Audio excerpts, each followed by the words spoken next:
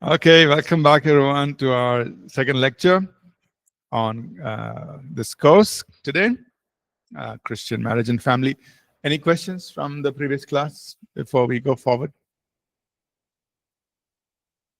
All fine? Okay.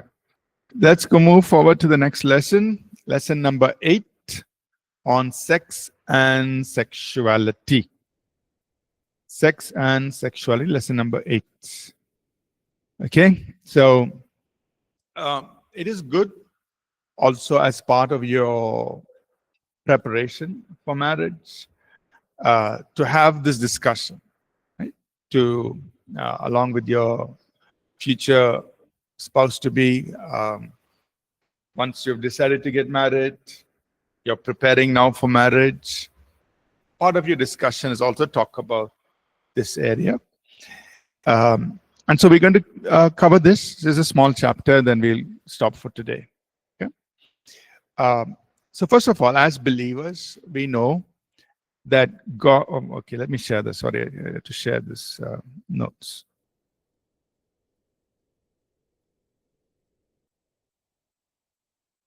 Okay. So first of all, as believers, we know that. Oops. Yeah. As believers, we know that God designed sex. Okay, so it's not like. So for us, we see it with purity. Okay, God designed this for reasons we will talk about, right? So, and it's a sacred thing, right? So God designed it. It's meant to be kept in a sacred place, right? And but the world has done lots of things with it, commercialized it, tried to make money out of it in so many different ways, and abused it or used it in ways that God never intended. But as believers, we are going to, like it says here, honor marriage and guard the sacredness of sexual intimacy between wife and husband. So guard that sacredness, right? You treat it as a sacred thing, and it's between a wife and husband. 1 minute.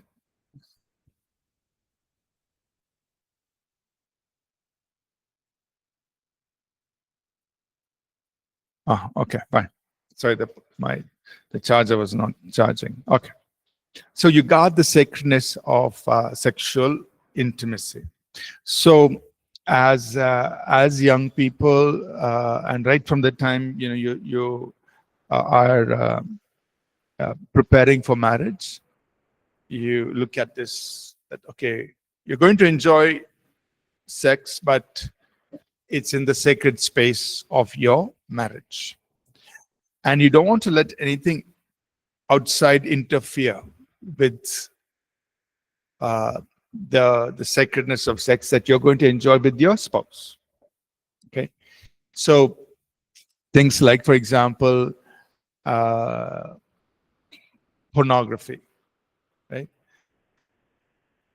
It's there in the world, but you as a believer, that is not part of your life, right?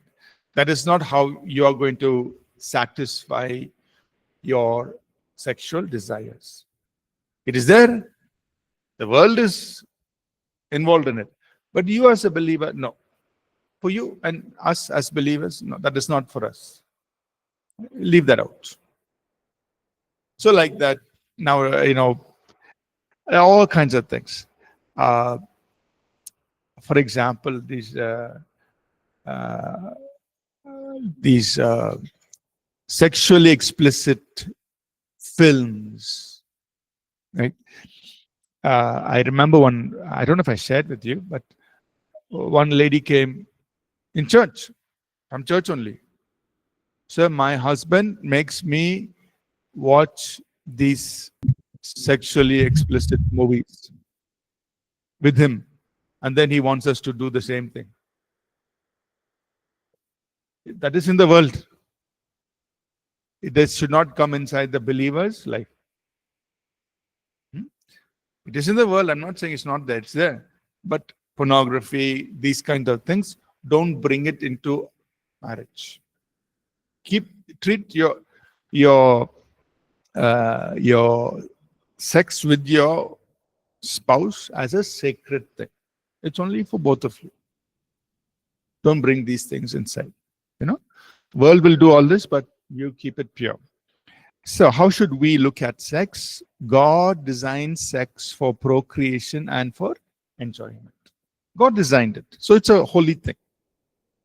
But it should be enjoyed. And the purpose was procreation, that is to multiply, have children, multiply, and enjoyment. It is, you receive pleasure out of it. God designed it. Fine. Enjoy it. But the way God designed it, within the marriage.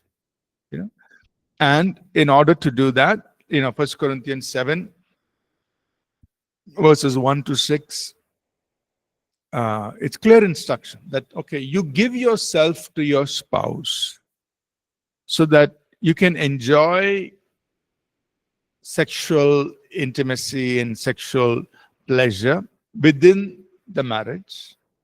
Don't deprive each other, because it says in verse 5, abstaining from sex is permissible for a period of time if you both agree to it, and if it's for the purpose of prayer and fasting, but only for such times. Then come back together again. Satan has an ingenious way of tempting us when we least expect it. Right? So what Paul is pointing out is that, look, the devil will use this area to tempt the husband and the wife. Yeah. So it's like, okay, you might think, once I get married, everything will be fine. Okay, once you get married, the devil is going to still come in that area of sexual desire to bring temptation. Right? That's why he's saying, don't deprive each other. As husband and wife, you should give yourself to your spouse in the area of sex, and enjoy it in that way. Don't deprive each other. And yet at the same time, do it in a very positive way, in a healthy way, without making the other person feel used or abused. It has to be done in a very healthy, positive way. Keep it, because otherwise the devil can use this area to disturb the marriage. Right? So Paul is pointing that out. So on next page 90, some guidelines here. Maintain a balanced and fulfilling sex life. So you decide on between you and your future spouse, husband, wife, decide, how often, etc. Sex must be enjoyed with mutuality in order to satisfy each other. It's an opportunity for the husband and the wife to enjoy each other's bodies. So don't hold yourself back. Husband and wife can agree to, for a short period, to abstain for a time of prayer and fasting. The devil uses this area, so be on guard. Be on guard in this area. There are many scriptures here that give instruction how, physical intimacy must be experienced within the marriage. Proverbs 5:15-19 is one of those passages. And just to summarize it, the husband needs to focus his affections towards his own wife. The husband must derive fulfillment from his own wife. The husband delights in his own wife's body and desires all pleasure. And the wife lavishes her love towards her own husband. Right? So really, it is within the context of the marriage that all of this should be enjoyed. Right? So don't allow anything else to come in. The other thing, page 91, sex is an expression of commitment, intimacy, and pleasure. So 1 Corinthians 6:16-20. Right? In that passage, the Bible is presenting to us several things. Sex is a spiritual mystery. There's a spiritual side to the sexual act. It's not just a physical thing. Right? It's an expression that husband and wife have become one. Okay, so there's a spiritual side to this. That's why just having sex with anyone, it's not just that fulfillment of pleasure. There's a spiritual side. Something is happening in the spirit, right? So sex must be enjoyed, and it must include commitment and intimacy. It must include commitment and intimacy. And it's an honoring of each other's bodies as God has designed. And finally, understand that God owns us, spirit, soul, and body. We belong to God, and so we want to honor God in this area as well, right? So, as you're preparing for marriage, when the time is right, both of you discuss. All right. Somebody needs to mute the mic. Hello? Rajesh, you have to mute your mic. Okay. All right. Let's continue.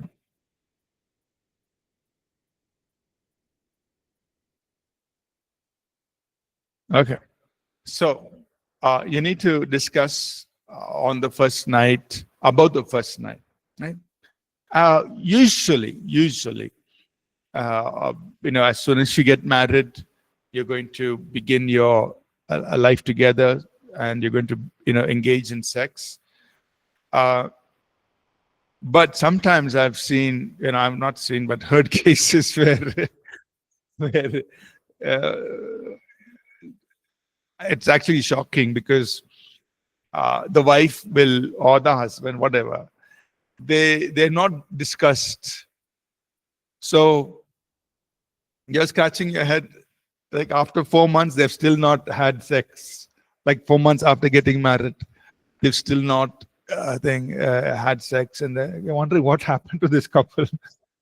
For whatever reason, they've, that means they are not connected, and they didn't discuss, and they're not connected, and but they're married, they're staying in the same house, but they've not consummated their marriage, and for whatever reason, they begin to not give themselves to each other. That is not normal. Right? That is not normal.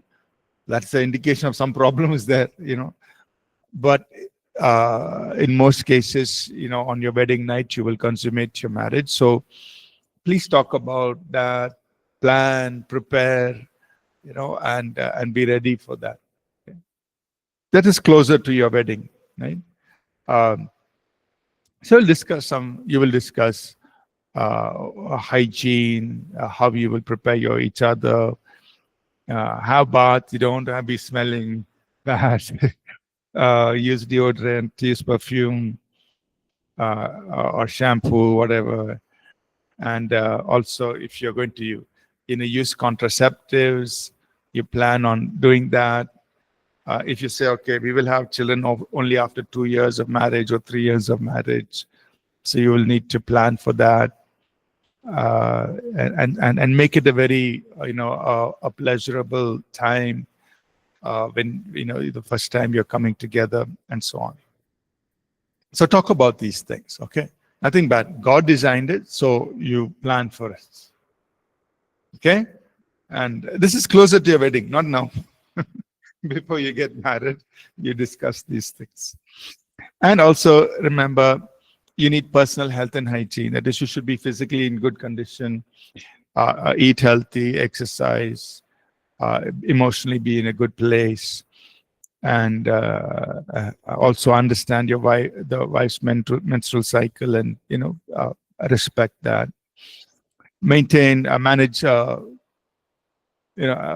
all your sexual affections you directed towards your spouse, and like I said, avoid pornography, fantasies, all those evil other things, negative things. Avoid those things, and consecrate that time to God. It's a godly time. It's a holy time between you and your spouse. Some things that you need to talk about before you get married is when you're going to have children. And so you say, okay, it is good for us to wait 1 year or 2 years or whatever that's between two of you, and then we will have children. So you can plan that. There'll be different reasons. One is maybe financially. Second, maybe you want to start your ministry or settle down together and then have children. So all those things you discuss, and then you also will talk about pregnancy and childbirth. Like, okay, when the wife is pregnant, who will help in the family to help take care of things? How will you go through it, and so on? So it's good to have these conversations, before you actually get married. There's nothing wrong discussing these things. Don't feel that it's bad. Once you've decided that you're going to get married, then these are parts of things that you need to talk about with your future person you're going to get married to. Now, in case of some problems, like suppose there is infertility, maybe miscarriage, or unable to have children, agree that that it's okay to get medical help, go to the doctor, talk to the doctor, and so on. There's nothing wrong with that, right? Don't blame each other. Just go and get some medical help. Find out what is the problem, and then also pray and believe God for God to heal and God to provide children, right? So don't get discouraged. And God has done some amazing things, where maybe there was a miscarriage. There's somebody experienced it, but then they prayed and then God blessed them with children, So God has done amazing things. Or some have had children after many years. So in case of those kinds of things, work together instead of fighting with each other. Work together to see, receive medical help, and of course use your faith in God to see God bless you with children. And abortion, we know it's wrong, so it's not acceptable before God, but agree that, okay, if life is threatening, then fine, because you don't want to lose your wife. You have to protect your wife. So in that case, of course, your wife is important, and then you can pray and have children after that, right? So also, sometimes in marriage, what happens when life gets busy, one person may lose interest. So you need to rekindle that and maintain that sexual intimacy throughout your life, and even on into future. Even after you have children, you continue to maintain and enjoy a healthy sexual life. Okay. So main point that I want to just stress here is, or some things is, one is for those who are preparing for marriage, discuss these things when you're closer to your wedding with your future spouse. Talk about it. Have a good understanding, especially when you want to have children. All those, how you will care for it during the time of pregnancy. Are you going to get help? All those things, right? So discuss these things with each other and plan for that. Okay?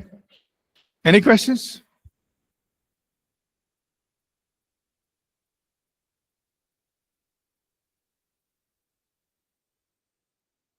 Any questions here? Online students, any questions?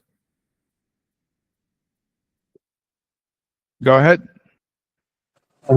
Pastor, I want to ask, uh, we were discussing this thing in our uh, youth meeting.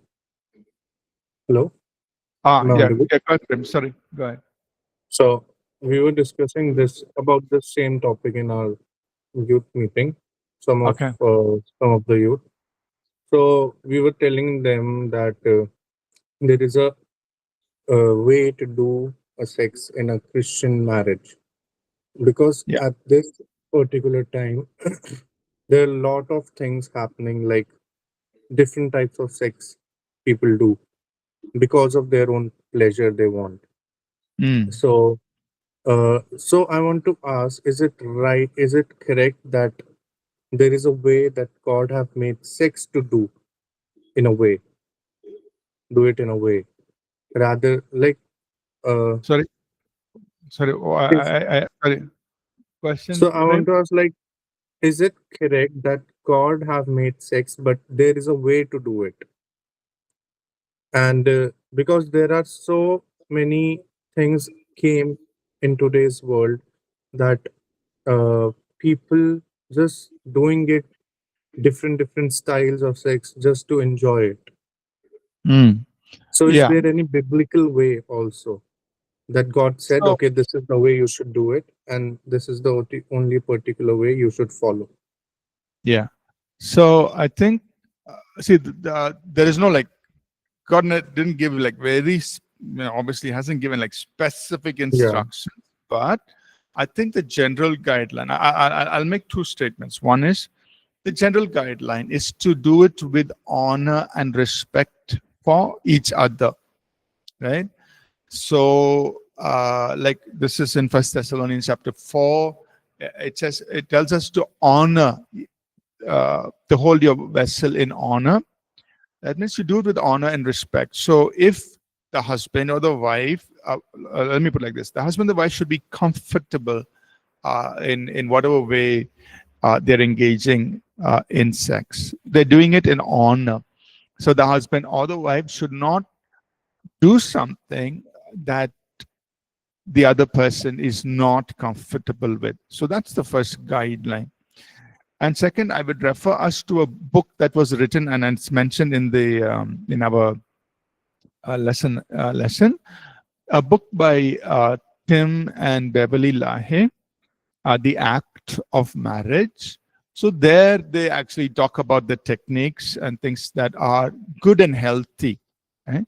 So they basically, talk about ways that are healthy ways, uh, rather than doing it in a way the world does it and how people in the world may promote it. So I would, and that book is something that's useful to read, like just before the wedding, before the two people get married. That's the way. So in the youth meeting, for example, the response that you can give is uh, one, whatever is done must be done with respect and honor for each other. So both husband and wife should feel honored, not abused or violated or forced to do certain things they don't like. The second is this book, uh, can be used as a reference just before the wedding, 1 or 2 weeks before the wedding. Read it, understand, and be prepared. Thank you, Pastor. Yeah, welcome. Any other questions?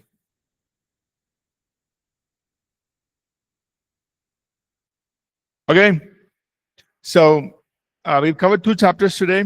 We'll pause here. Rest of the course is pretty easy. We will go through it quite quickly. And please start preparing for your final exam. Final exam will be the full book. Okay, all the lessons, and but remember, it's going to be open book. So open book, open Bible, right? So this course will have only one exam. So final exam is everything, 100% marks.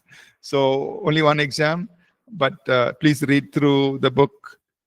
Make sure you know what is where, so that you can answer your thing. So just do it. And we have just a few more chapters to finish, which we will finish. They're pretty simple. We'll finish them fast.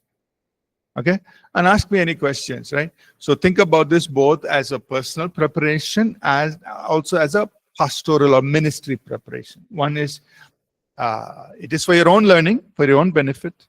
But secondly, also when you are in the ministry, people will come with questions. People will come with real life issues, real life problems. Then you have to be ready to answer and apply these to their situations. Okay, Angi, you have a question, please. I have a question, Pastor, Yes. concerning long distance relationships. Yes. Where people meet online. They meet online, and so they start a relationship, and the distances are quite far, so there's a way they cannot be able to meet. Yeah. And yeah, so they even start talking about settling down and all that. What would be your comment about that? You've not been able to meet physically, so it's just online, and what you're seeing of the person is just from online, what your chat, I mean, just the chat. So what would be your comment about that, to the extent that you're thinking about even marriage and you have not yet met personally? Yeah. That's a good question, because, you know, when you're talking to someone remotely, there's some other place, you're on the phone or through chat or through video calls. I mean, it is good that we have these lines of communication available to us. It is fine, but it is also sometimes it is also limited, and sometimes it could also be misleading, right? Because you're not meeting the person, you're not meeting the other person physically, so you really don't know the full picture.